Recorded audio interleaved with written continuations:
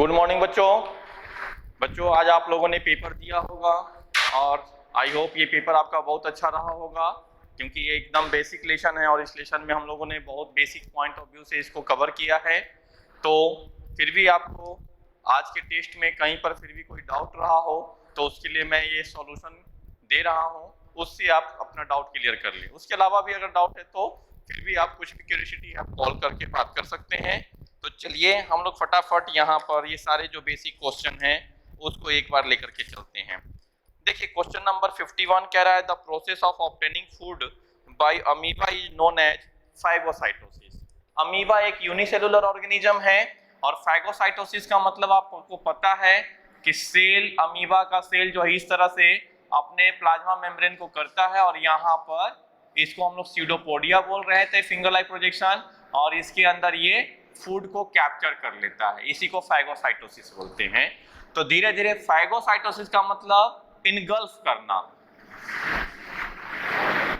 Engulfing of food. तो amoeba में दोनों चीज, amoeba is holozoic and phagocytosis. तो जिस प्रोसेस से वो फूड को लेता है that is the phagocytosis. Next, one of the following organism has saprophytic mode of nutrition, this organism is. इसमें आपको दिया है मशरूम, मलेरिया पैरासाइट, लीच और लाइस। ठीक है, लाइस तो एनिमल है, ठीक है, वो हमारे सर के ऊपर यानी हेयर वगैरह में रहती है, तो वो सैप्रोफिटिक नहीं है, वो पैरासिटिक एक बार हो सकती है। उसके बाद आप देखो जो मशरूम है वो फंगाई है, जो मशरूम आप खाते हैं हम लोग वो फंगाई है, और फंगाई जो होता है वो dead and decaying organic matter को खाता है, उसी को सैप्रोफिटिक कहते हैं। तो आपका answer mushroom. The process of digestion of food in humans begins in. तो हमारे फूड का डाइजेशन कहाँ से स्टार्ट होता है? तो हमारे माउथ से हो जाता है, सलाइवा के थ्रू। फिर देखिए the process of digestion in human is completed in. तो हमने बताया है स्मॉल इंटेस्टाइन, स्मॉल इंटेस्टाइन जो होते हैं उसी में ये जो हमारा स्मॉल इंटेस्टाइन है, यहीं पर बेटा पैनक्रिएटिक जूस एंड लीवर से आने वाला बाइल जूस और साथ ही साथ जो स्मॉल इंटेस्टाइन का अपना जो फ्लूइड है, जो जूस है, उसको कहते हैं इंटेस्टाइनल जूस। ये तीनों मिक्स करके फूड को फाइनली डाइजेस्ट कर देते हैं। नेक्स्ट आइए, human digestive system, bile is secreted by liver, the autotrophic mode of nutrition require. तो ऑटोट्रॉफिक का मतलब जो अपना खाना खुद बनाते हैं, जनरली प्लांट के पास क्लोरोफिल होगा, ठीक है, तो वो या फिर जिसमें यानी कि क्या क्या चाहिए तो उसके लिए तो हमने बताया था कि carbon dioxide, water, chlorophyll, sunlight, requirement of photosynthesis में ही ये टॉपिक को डील किया है। The correct order of steps occurring in nutrition in animals is, तो इंजेशन, एब्जॉर्प्शन, डाइजेशन, एसिमिलेशन और एजेशन। ठीक है, ये फर्स्ट पार्ट दिया है, लेकिन आपको याद रखना, मैंने बताया सबसे पहले इंजेशन, डाइजेशन, एब्जॉर्प्शन, एसिमिलेशन और तब इजेशन। ये बहुत बार कराया हूं मैं। In human digestive system the enzyme pepsin and trypsin are secreted respectively by, तो किसके through? The stomach and pancreas के थ्रू।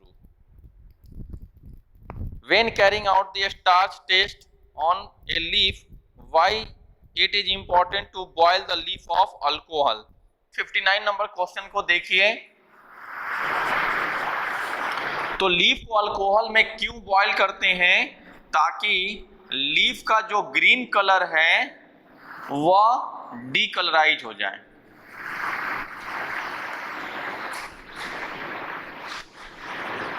क्या करने के लिए उसको? तो वो उसको हम लोग डीकलराइज करने के लिए ये काम करते हैं, यानी रिमूव क्लोरोफिल। ग्रीन कलर को निकालने के लिए क्लोरोफिल को रिमूव करना होगा, that is the decolourise. Next, pancreatic juice contain enzyme which digest. Pancreatic juice जो है वह विच डाइजेस्ट, क्या क्या डाइजेस्ट करता है? पैनक्रियाटिक जूस में सभी होते हैं, प्रोटीन के लिए होते हैं, फैट के लिए होते हैं, कार्बोहाइड्रेट के लिए होते हैं। तो प्रोटीन, फैट एंड कार्बोहाइड्रेट, तीनों चीज के लिए। विच of the following is the correct statement regarding bile? Bile के लिए करेक्ट स्टेटमेंट क्या है? तो बाइल कहां से आता है बेटा? बाइल आता है लीवर से, और बाइल को स्टोर करता है कौन? Gall bladder. बाइल को कौन स्टोर करता है? Gall bladder. लीवर के पास छोटा सा एक ब्लैडर होता है, उसी को कहते हैं gall bladder. Where are protein first digested in alimentary canal? Protein सबसे पहले कहां डाइजेस्ट होता है? हमारे एलिमेंट्री कैनाल में। तो स्टमक में, वहां पे बताया था पेप्सिन हमने। The inner lining of stomach is protected by one of the following from harmful effect of hydrochloric acid. This is mucus. Which part of alimentary canal receive bile from the liver? तो liver कहाँ, bile कहाँ से आता है? Liver. कहाँ पे? तो small intestine में। Which of the following component of our food is digested by an enzyme which is present in saliva as well as in pancreatic juice? तो देखिए यहाँ पर सब चीज दिया है, protein, fat, minerals and carbohydrate. और क्वेश्चन क्या कह रहा है? Which of the following component of our body is digested by enzyme which is present in saliva? तो सलाइवा सिर्फ कार्बोहाइड्रेट को करता है। सलाइवरी ग्लैंड हमारे माउथ में होते हैं जो सिर्फ स्टार्च को, यानी स्टार्च एक कार्बोहाइड्रेट है। नेक्स्ट आइए, which of the following are the correct function of two component of pancreatic juice, trypsin and lipase? Two component of pancreatic juice का ट्रिप्सिन और लाइपेज क्या काम करते हैं? तो ट्रिप्सिन प्रोटीन को और लाइपेज इमल्सिफाइड फैट को। और इमल्सिफाइड फैट का मतलब क्या समझे आप? बाइल जो है वो फैट को इमल्सिफाइड करता है और तब उसको डाइजेस्ट करने का काम पैनक्रियाटिक जूस से होते हैं। Oxygen liberated during photosynthesis by green plant comes from? तो वो कहां से ऑक्सीजन आते हैं? वो वाटर से आते हैं। क्योंकि CO2 में जो ऑक्सीजन है वो यूज होता है कार्बोहाइड्रेट के लिए। और आपको मैंने बताया है कि जो H2O है, ये H2O टूटता है हाइड्रोजन और ऑक्सीजन, और ये H2O चला जाता है ग्लूकोज के लिए, और ये ऑक्सीजन चला जाता है एटमॉस्फेयर के लिए।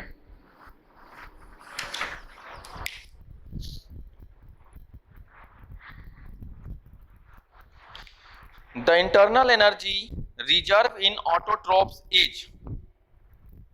ऑटोट्रोफ्स यानी प्लांट, और प्लांट का इंटरनल एनर्जी स्टोर होता है किसमें बेटा? स्टार्च के फॉर्म में, और हमारे अंदर ग्लाइकोजन के फॉर्म में। The opening and closing of stomata pores depends upon? तो गार्ड सेल पे डिपेंड करता है। Which of the following is not produced during anaerobic respiration unicellular fungus? तो फंगस के अंदर क्या नहीं होते हैं? तो देखिए C2H5OH। तो C2H5OH क्या बनता है? प्रोड्यूस ड्यूरिंग दी, तो C2H5OH, H2O, CO2 and ATP। तो यहां पर तो ओके, तो C2H5OH ये होते हैं। सेकेंड C2H5OH बनता है, यानी इसे कहते हैं हम लोग ethanol. One of the following organism can live without oxygen of air, this organism is? तो यानी जो एनारोबिक रिस्पिरेशन करने वाला ऑर्गेनिज्म होगा वही बिना ऑक्सीजन के सर्वाइव कर सकता है। एनारोबिक रिस्पिरेशन का एग्जांपल जैसे ईस्ट को दिया था, जिसमें इथेनॉल का फॉर्मेशन होता है, यहां पर ईस्ट कर लेंगे। During respiration the exchange of gases takes place in, तो एल्वियोलाई के थ्रू, स्ट्रक्चर भी मैंने बनाया है। In one of the following organism the gaseous exchange during respiration does not takes place through cell membrane और skin, this organism is? तो वो कौन सा ऑर्गेनिज्म है जिसमें gaseous exchange during respiration does not take place through cell membrane, skin? तो यानी this organism is electrical, Leach, earthworm और अमीबा।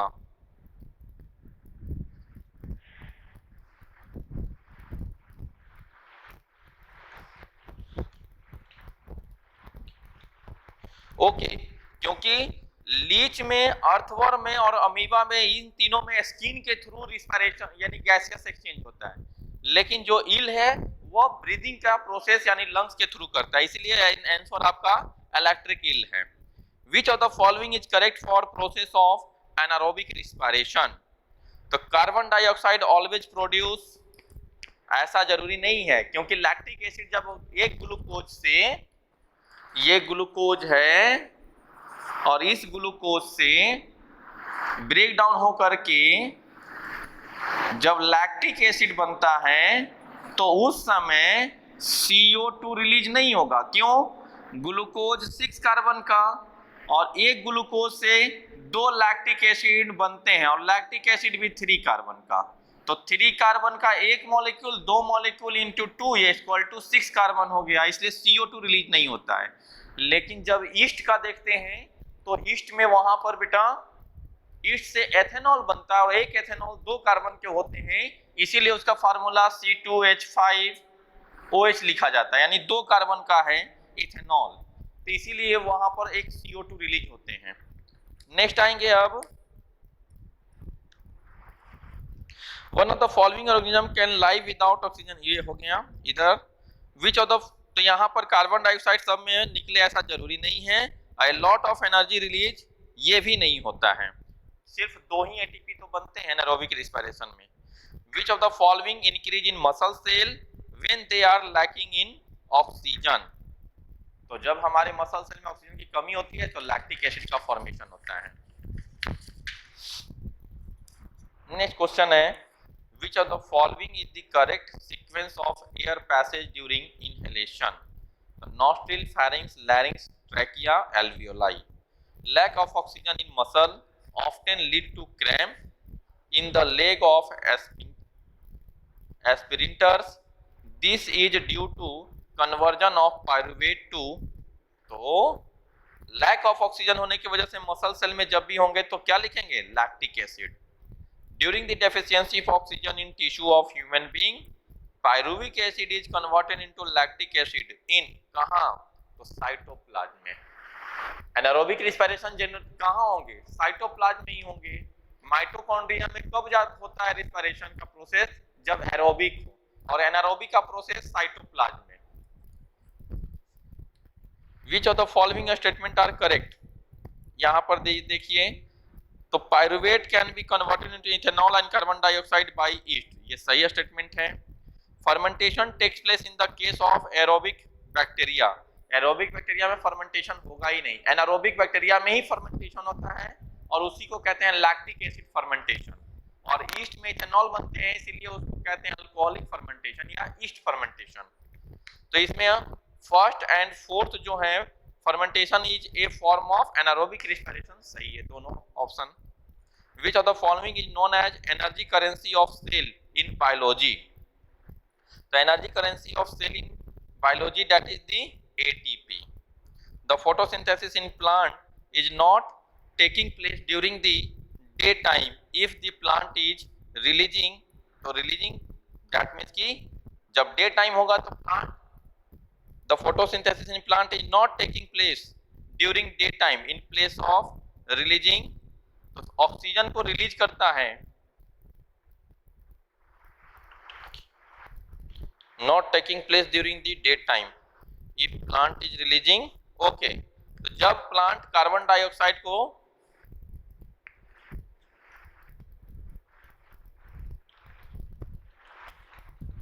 जब भी प्लांट कार्बन डाइऑक्साइड को रिलीज करेगा इसका मतलब है कि फोटोसिंथेसिस नहीं हो रहा है, क्योंकि फोटोसिंथेसिस में क्या करता है वो CO2 को लेता है। क्वेश्चन का ये मतलब है, one of the following organism does not depends on simple diffusion of gases for breathing and respiration, this organism is, तो यहाँ पर अमीबा, प्रॉन, प्लेनेरिया और ब्रायोफाइलम।